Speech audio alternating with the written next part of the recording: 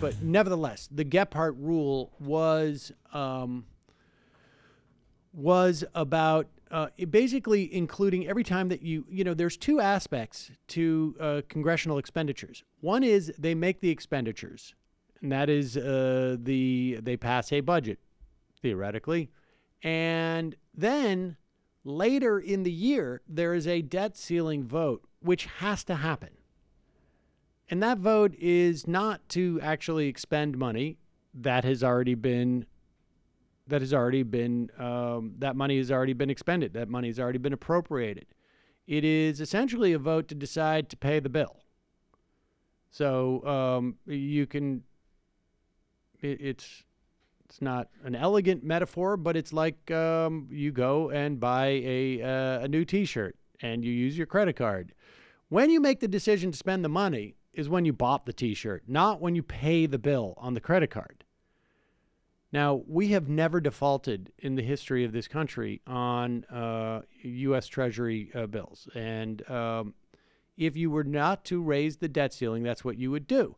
However, Republicans, now Democrats have time to time voted against it, and it is a symbolic vote, never really threatening not to raise the debt ceiling. Republicans have, over the past now 10 years, made a real threat to do so, which would, in many respects, possibly crash the economy. The Gephardt rule basically says when you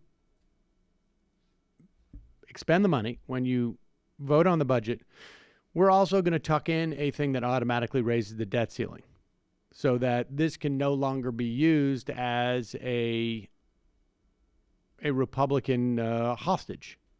And so that is in the new pack of new congressional rules that's restoring Congress for the people. I have it here in my hand. And then the other one, which is going to get voted on tomorrow, is the PayGo rules. And the PayGo we've talked about. It basically says you cannot vote to appropriate any money unless it is offset by cuts or raises in taxes. In other words, no deficit spending. And in fact, you can't even spend when there's a surplus unless you pay for it. We have talked about the uselessness of this provision in terms of retail politics. There is no constituency out there for this. The myth that anybody cared about deficits is, I would hope, has been blown away. There is no political salience to this. There's just no value. To the extent that there is, all it does is it handicaps an ability for progressives, for the left, for liberals, anybody on the left, to put in any program they want. It inhibits their ability to do so. Does it make it impossible? No, but it inhibits it seriously. There needs to be 18 Democrats who essentially say, I am not going to support PayGo. It's got to go before I vote on this host of new rules. Khanna has made that number now 17 by announcing, I think this morning, that he would not be voting to support PayGo. Here he is with a video explaining why. This is Khanna, representative from California 17th, and he explains it. People hear the word PayGo, they tune out, they think it's some inside baseball technical jargon related to Congress. Let me tell you, it is a very important issue. It would be unilateral disarmament for House Democrats to adopt PayGo. The Republicans never did. They passed massive tax cuts for the 1%, and they didn't have any spending cuts to pay for those tax cuts. They never do.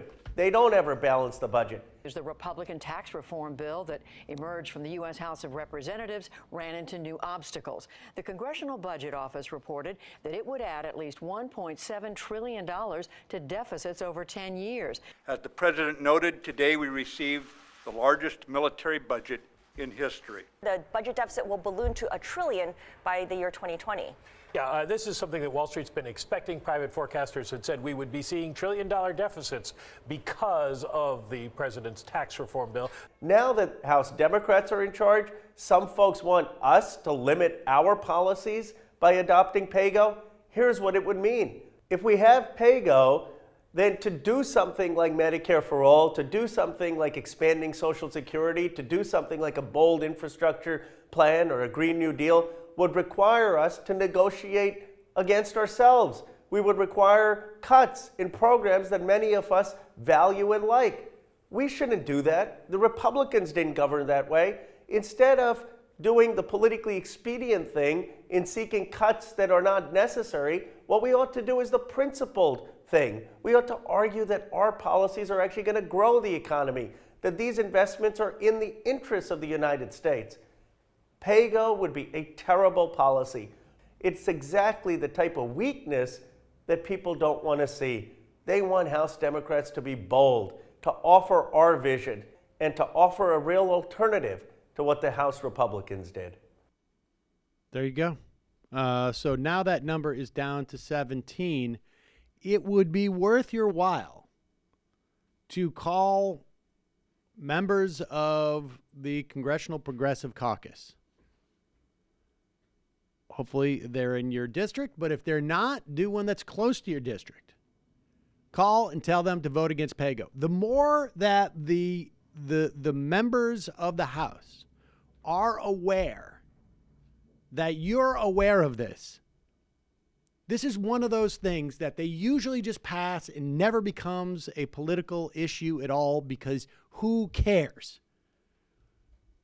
I can tell you that most of the normies out there, and by that I use that term as just, people who don't spend all their time talking about politics.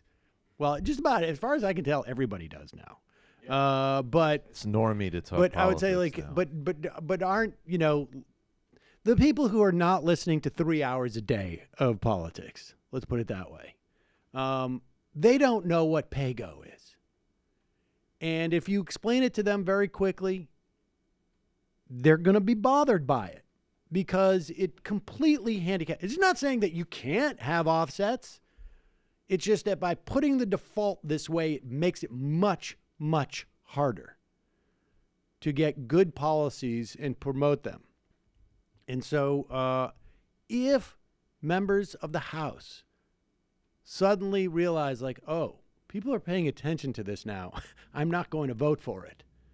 That will be the dynamic. So I encourage you. Do we have a number? We'll get a number where you can call Congress, and we'll put it up under this video, and certainly we'll tweet it out, and we'll talk about it in a moment. But he got a nice signal boost from our girl Alexandria, so that's cool.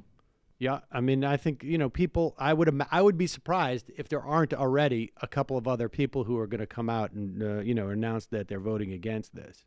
But hopefully one of you guys is actually Googling a number to call your Congress. In a certain sense. 202-225-3121. That's your House member. 202-225-3121. 202-225-3121. Thank you, crack Google.